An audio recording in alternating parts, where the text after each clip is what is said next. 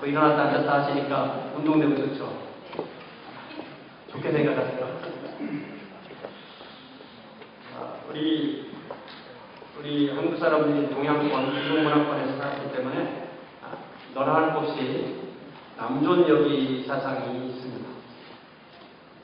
서양에도 이 남존여비랑 비슷한 말이 있는데 그거를 성차별, 섹시즘이라고 이렇게 부릅니다. 서양 사람들도 이런 게 있는 거죠. 어떤 사람들은 이 성경이 다시 말하면 하나님께서 남자와 여자를 차별해서 차등해서 지으셨다고 생각합니다. 그렇게 성경을 읽고 그렇게 하나님의 뜻을 이해하고 생각하는 사람은 여자를 남자보다 하등하게 생각하고 대하는 것이 하나님이 주신 권리라고 생각합니다.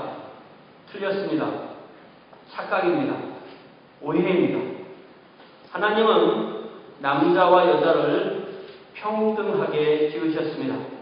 제가 지난 주일에도 말씀드렸듯이 남자와 여자 사이에는 차별이 아니라 구별이 있습니다. 하나님은 남자는 남자로 지으셨고 여자는 여자로 지으셨습니다. 마치 성부 하나님이 성자 성령이 아니시고 성자 하나님이 성부 성령이 아니시고 성령 하나님이 성부 성자가 아니시지 남자는 남자이고 여자는 여자이고 남자는 여자가 아니고 여자는 남자가 아닌 거죠.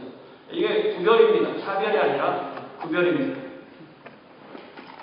이렇게 삼위 하나님이 구별되시는 세 하나님이 완벽한 일체를 이루듯이 남녀가 부부가 돼서 한 가정을 이루게 되면 이 부부는 구별되는 남편과 아내로 구별되는 존재이지 그것이 차별되는 것은 아닙니다. 우리는 질서를 차별로 착각해서는 안 되겠습니다. 삼위 하나님 안에 질서가 있듯이 한 가정을 이룬 남녀가 이제 남편과 아내의 질서 그리고 아버지와 어머니의 질서가 있게 되는 것입니다. 여자를 숭배하는 여성 숭배, 남자를 숭배하는 남성 숭배, 하나님 안에서 잘못된 것이듯이 여자를 혐오하는 여성 혐오, 남성을 혐오하는 남성 혐오도 역시 잘못된 것입니다.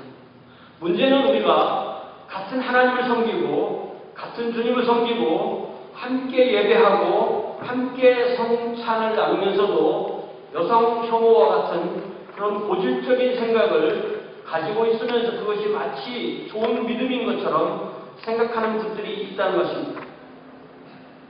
우리가 정말로 믿음이 좋다면 하나님의 창조주 하나님의 주권 아래서 하나님의 피조물을 동등하게 대하는 자세를 가져야 할 것입니다. 저는요 한국의 소위 보수적인 그리스도인을 대표한다는 인사들이 때때로 서슴지 않고 여성 혐오, 여성 비하, 여성의 인격을 무시하는 발언을 하는 것을 들을 때마다 정말 참담함을 금할 수가 없습니다.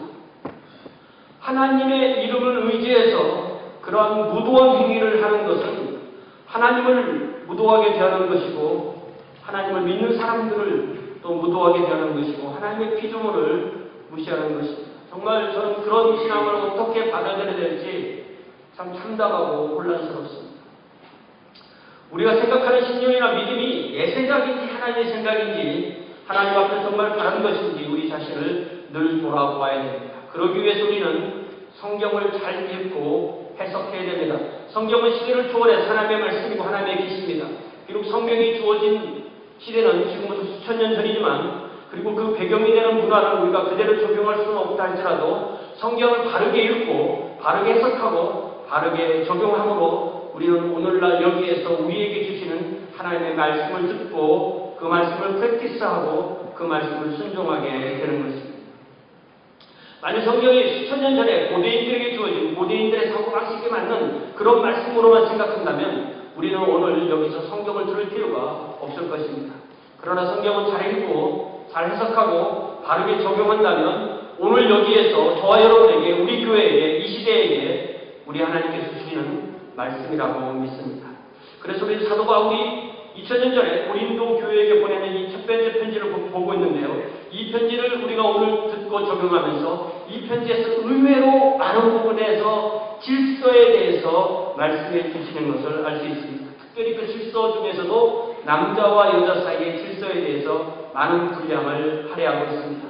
이것을 통해서 우리가 추정해서 알 수 있는 것은 고린도 교회의 질서에 관한 얘기를 많이 한 것을 보면 고린도 교회는 질서가 없었구나. 무질서했구나. 고린도 교회가 무엇입니까? 고린도 교회는 하나님께서 고린도라는 사회, 넓게는 이 그리스 문명에 하나님께서 세우신 빛의 등대요, 하나님께서 세상을 구원하시러 보내신 이 소금이요, 빛이요, 산 위에 세워진 동네인데, 그것이 정말 구원의 방주의 역할을 하려면 그곳에 사랑이 있어야 되고 그것이 열린 문이어야 되지만, 더욱이 또 그것은 하나님의 공동체로서 질서가 있는 공동체가 되어야만 하는 것입니다. 그래서 사도 바울은 21장에서 하나님이 세우신 남자와 여자 사이의 질서에 대해서 남자의 남자 여자의 그 두 발의 길이, 참 이상하죠. 왜 이 두 발의 길이에 대해서 말씀하셨을까? 괜히 궁금하죠. 그 시대의 문화를 모르면 더 이해하기가 힘듭니다. 양성 간의 차별이 아닌 구별에 대해서 말씀하고 있는 것입니다. 이런 면에서 이 두 발의 길이는 하나의 실예이고, 그 근본에는 하나님께서 남녀의 평등 가운데서 살아있는 질서에 대해서 말씀하고 있는 것입니다. 그래서 오늘 지난주에 이어서 남과 여라는 제목으로 두 번째 오늘 말씀을 보기로 원합니다. 11절에 보니까 그러나 주 안에는 남자 없이 여자만 있지 않고 여자 없이 남자만 있지 아니하다, 이렇게 말씀하십니다. 그러나 라는 말씀은 앞에 절들에서 말한 대로 남자가 하나님의 형상이고 하나님의 영광이며 남자의 몸의 일부로 여자를 지었지만, 이런 뜻입니다. 제가 전에도 말씀드렸지만 성경을 읽다 보니까 그러나, however 이라는 단어가 딱 나오면 더 주의해서 봐야 됩니다. 왜냐하면 이 그러나라는 이 단어를 통해서 지금까지의 글의 흐름이 판이하게 변하기 때문입니다. 앞에 말만 듣고 만다면 사도 바울을 통해서 하나님이 주시는 말씀을 일부만 듣게 되는 것입니다. 그리고 그 일부만 전체라고 오해하게 됩니다. 결국은 코끼리 코만, 코가 아니죠. 코끼리 귀만 만든 사람이, 코끼리는 부채같이 생겼어 라고 주장하는 것과 다른 것이 없다는 것입니다. 그래서 이 그러나라는 말 이후에 사도 바울이 무엇을 말씀하십니까? 주님 안에는, 즉 우리가 예수님을 구주와 주님으로 믿고 따르고 살고 있다면 이라는 말씀입니다.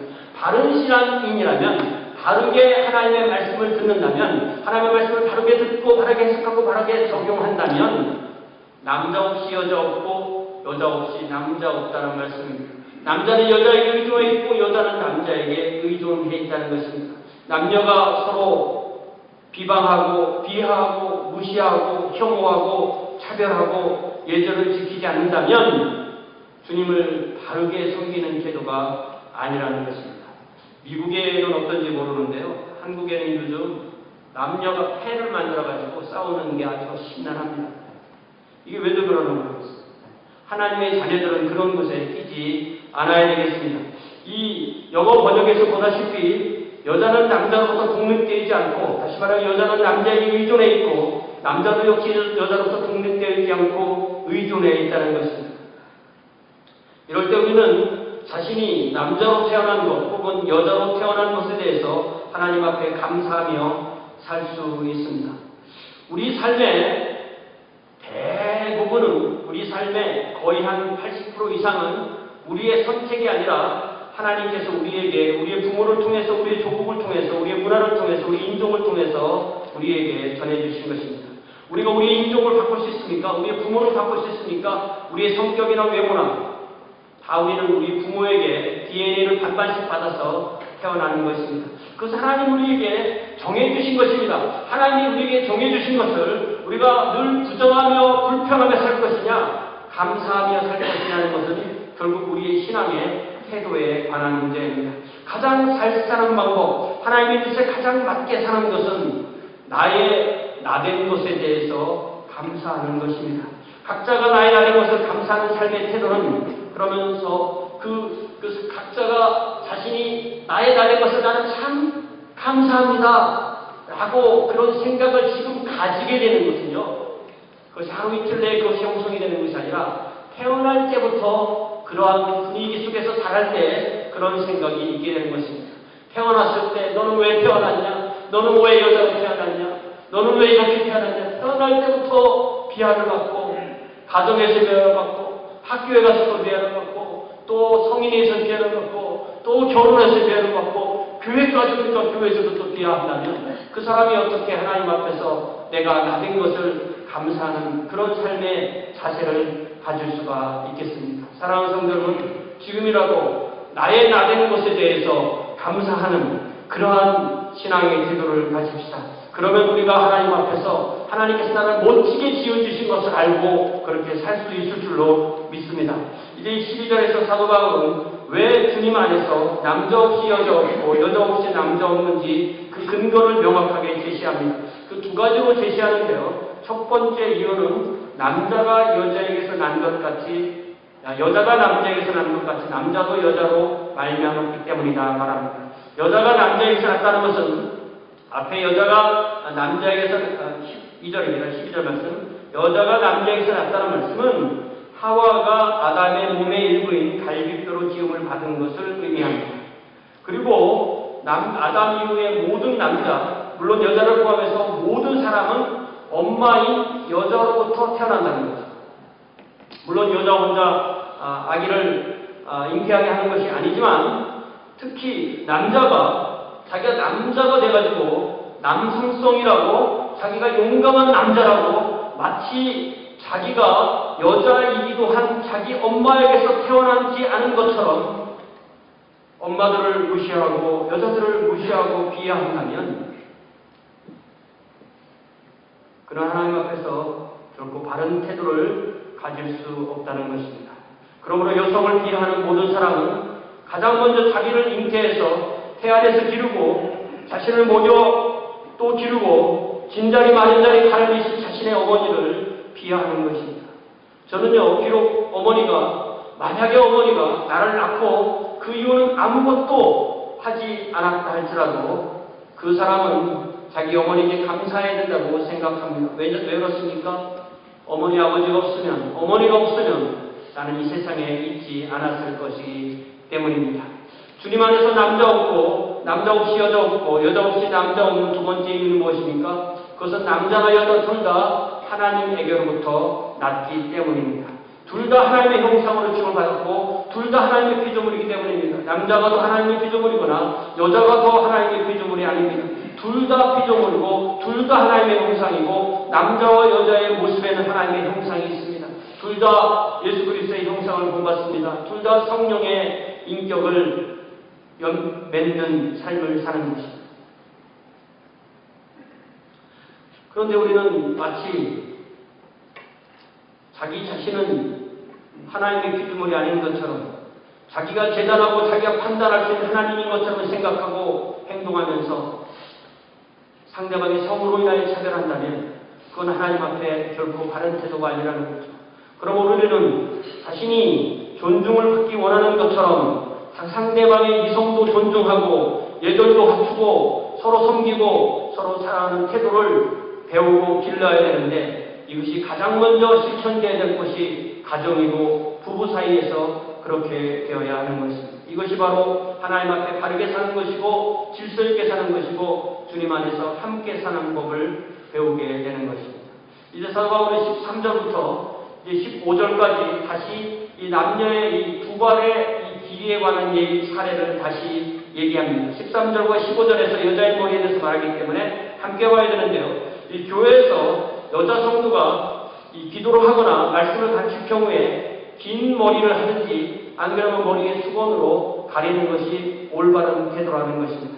먼저 여기서 우리가 알 수 있는 것은 여자는 교회에 와서 말씀을 들을 때 무조건 수건으로 머리를 가려야 하는 것이 일단 이 말씀을 봐서도 바르게 해석하거나 바르게 적용된 전통이 아니라는 것입니다. 왜냐하면 15절 말씀에 긴 머리는 가리는 것을 대신하는 것이라고 분명히 말씀해 주었기 때문입니다. 물론 어디까지가 몇 센치가 돼야 긴 머리다, 몇 센치가 짧은 머리라고 정해주지 않았지만 보통 긴 머리라는 거죠. 만약에 우리가 이 말씀을 정말 문자적으로 순종해야 되면 여기 계신 여자분들 머리에 다 뭔가를 얹어야 되는 거죠. 그런데 그걸 대신해서 긴 머리이기 때문에 괜찮다고 말했어요. 중요한 것은 사실은 머리카락의 길이가 아니라 그 당시 헬라 문화에서 특히 고린도라는 사회에서 이 짧은 머리를 한 여자가 주는 그 하모니가 곧 신전 매운녀이며 남녀 사이의 질서와 구분을 거부하는 그런 여자들을 상징한다는 데 있는 것입니다. 이런 면에서 만일 우리 어떤 문화과에 가보니까, 어느 문화과에 가보니까 그곳에서는 남자들이 다 머리를 기르고 여자들은 머리를 다 짧게 하더라. 그러면 그때에는 여자가 긴 머리를 하면 안 된다고 그렇게 말이 될 수도 있는 것입니다. 무슨 말이냐면 결국 어떤 그 한 문화가 윤리나 시각과 무관한 것이라면 그럼 우리는 그 문화가 어떤 문화보다 더 우월하다고 강요할 수가 없다는 것입니다. 특별히 선교사님들이 새로운 부족에 들어가서 복음을 전하게 될 때 그 선교사님이 가지고 있던 이 문화가 더 이 비선교를 받는 부족보다 더 우월하다고 여겨지기 때문에 선교사의 그런 문화를 자칫 강요하기가 쉬운 경우가 참으로 많습니다. 그러나 그것이 굳이 윤리나 신학에 관계되는 것이 아니라면 굳이 선교사의 문화를 강요할 필요가 없는 것입니다. 오히려 선교사가 비선교지의 옷을 입고 그들의 음식을 먹고 그들의 풍습을 따르고 그들의 문화에 적응하면서 오히려 복음이 전해지고 또 더 좋은 결과를 맺는 경우가 선교의 역사에서는 많이 있습니다. 14절을 보니까 이제는 남자의 긴 머리에 대해서 말합니다. 사도 바울은 본성적으로 남자의 긴 머리는 자신에게 부끄러움이 된다고 말씀하십니다. 예외의 경우도 있지만 인류 역사에서 보통 남자는 짧은 머리를 하는 것이 공통적이라는 말씀이죠. 남자가 농사를 짓고 사냥을 하고 외부 활동을 주로 해야 되는 데 있어서 긴 머리는 상당히 고추장스러운 것이 될 것입니다. 물론 남자들도 긴 머리로 멋을 부리는 경우가 있기도 합니다. 그래도 인류 문명 전체를 보아서 남자는 대체로 짧은 머리를 한다는 것을 생각해보면 남자의 남성됨이 짧은 머리를 선호하도록 본성적으로 지음을 받았다라는 그런 말씀으로 이해할 수가 있습니다. 하나님의 피조물인 남성이 자기의 본성을 거스러서 긴 머리를 한다면 본인에게도 부끄럽다, 영광이 안 된다라는 것은 거꾸로 말하면 인류는 하나님의 피조물이다라는 것을 입증하는 말씀이 되기도 합니다. 자신에게 부끄러움이 된다는 것은 곧 하나님 앞에서도 부끄럽다는 것을 의미하기 때문입니다. 사실 동양에서도 있고 또 여기서도 마찬가지고 이 부끄러움이라는 개념이 우리를 함께 살도록 만드는 것입니다. 우리가 볼 때 그렇게 하면 그건 부끄러운 거야 라는 개념이 있기 때문에 부끄럽지 않으려고 하고 그러면서 우리는 함께 사는 법을 배우게 되는 것입니다. 우리가 함께 살 때 어느 선까지는 자유를 누리지만 어느 선을 넘으면 그 질서를 파괴하는 것이 될 때 우리는 예절을 자연스럽게 배우고 함께 공동체를 두면서 살게 되는 것입니다. 그래서 다시 15절에 뭐라고 말씀하시냐면 물론 남자도 머리를 짧게 하기도 하지만 남자도 짧은 머리를 또 어떻게 깎고 어떻게 손질하느냐 하는 것이 나름대로 남자도 그 멋이 되는 거죠. 그죠? 남자도 멋이 있어요. 저를 머리를 깎아주는 우리 지하자매님은 저에게 늘 목사님 주일에 꼭 머리에 뭘 좀 발라가지고 좀 세우세요. 이렇게 막 맨날 얘기를 하는데 저는 그냥 손으로 하고 맙니다. 멋을 좀 부리긴 부려야 되는데 잘 못 부려요. 근데 여자분들은 다르죠. 여자분들은 좀 다릅니다. 저는 미장원에 가서 보면 남녀의 차이가 분명히 드러나는데 저는 미장원에서 아무리 돈을 많이 쓰려고 해도 50불을 넘을 수가 없어요. 제가 막 정한거리하고 팁을 주고 해도 제 맥시멈 50불. 여러분 혹시 미장원 가서 50불 이상 내는 거 있으세요? 여자분들은 뭐 100불 이상 지불하는 경우가 많이 있을 겁니다. 이렇게 보면 여자의 긴 머리는 의무가 아니라 권리이고 즐거움이 된다는 것입니다. 하나님께서 그렇게 꿈이라고 그리고 그렇게 즐기라고 주신 권리이고 자유라는 말씀이죠. 우리가 이렇게 교회에 올 때나 어떤 사회생활 할 때 아름다운 옷을 입고 멋진 화장을 하고 머리를 잘 꾸미는 것은 하나님께서 우리에게 주신 권리이고 또한 우리가 누릴 수 있는 자유입니다.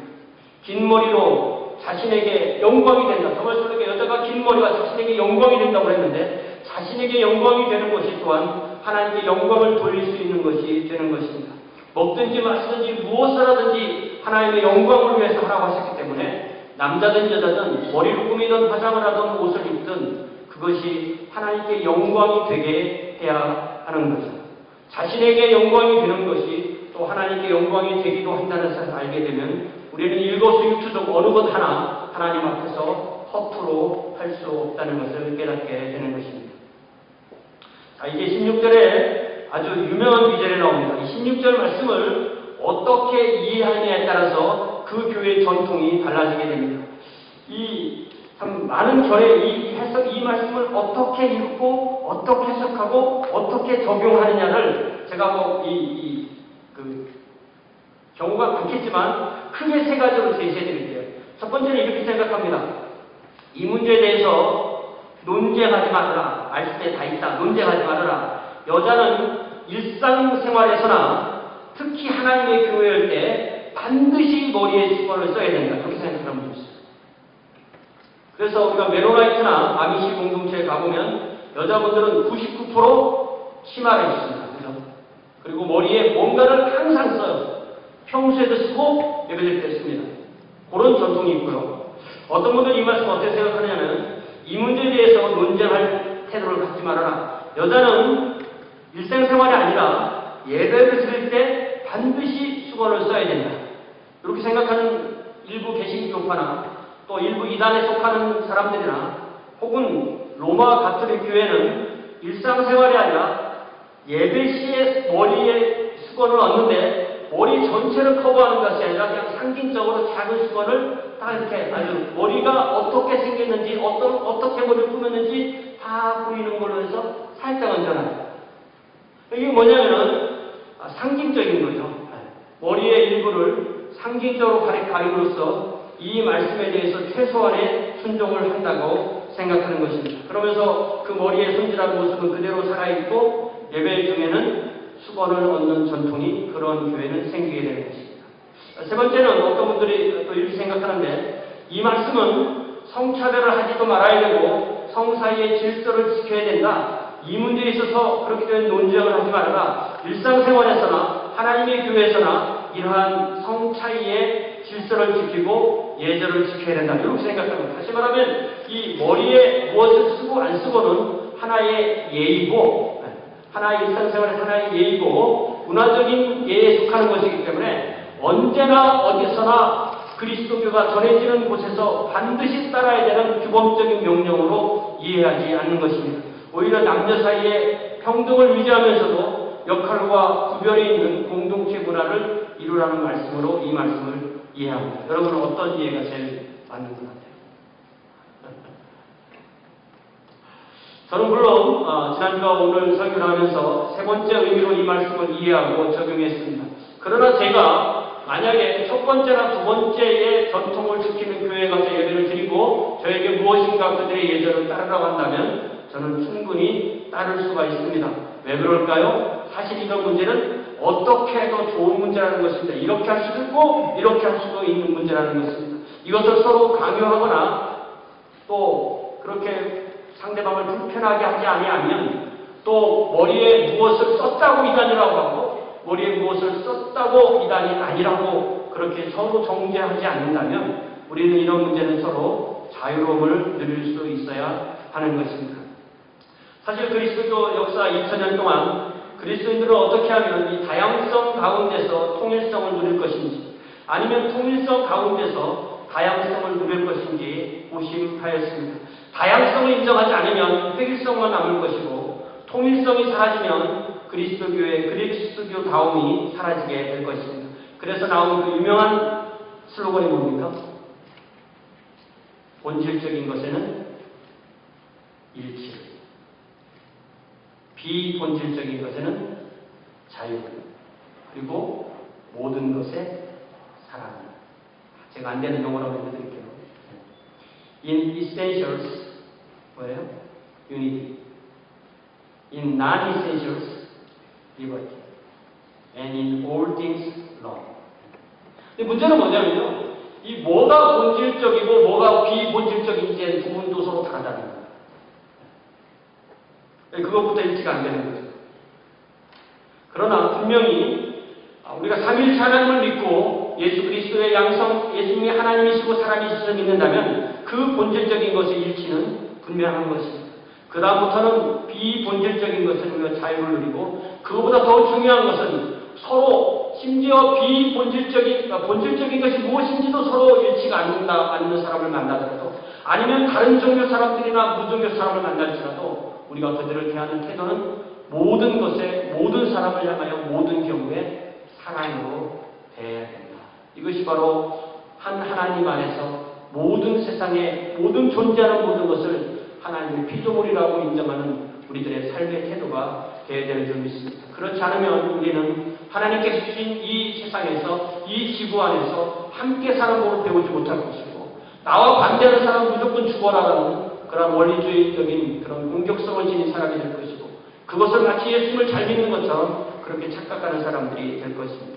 이 한 주간에 우리도 다시 한번 하나님의 창조 질서 안에서 주님의 모든 피조물을 서로 사랑하며 존중하며 아끼며 보호하며 공유하며 그래야 공존하는 저와 여러분 될 수 있기를 주님의 이름으로 축원합니다. 이제 기도하겠습니다. 사랑의 아버지 하나님, 우리가 주님